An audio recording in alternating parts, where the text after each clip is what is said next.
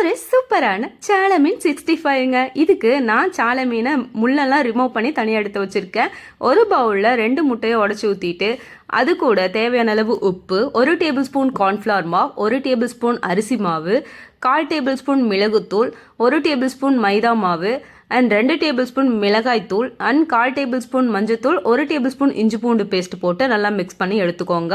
Mix பண்ணதுக்கப்புறம் சால மீன் எடுத்து இதில் போட்டு நல்லா டிப் பண்ணிவிட்டு பிரெட் க்ரம்ஸில் போட்டு கோட்டிங் கொடுத்துக்கோங்க. மறுபடியும் இன்னொரு டைம் அதே மாதிரி கோட்டிங் கொடுத்துட்டு நல்லா டிப் பண்ணி எடுத்துக்கோங்க. இந்த பிரெட் க்ரம்ஸ் நான் வீட்லேயே தான் ஹோம்மேடாக செஞ்சேன். அந்த வீடியோவும் நெக்ஸ்ட்டாக வரும்.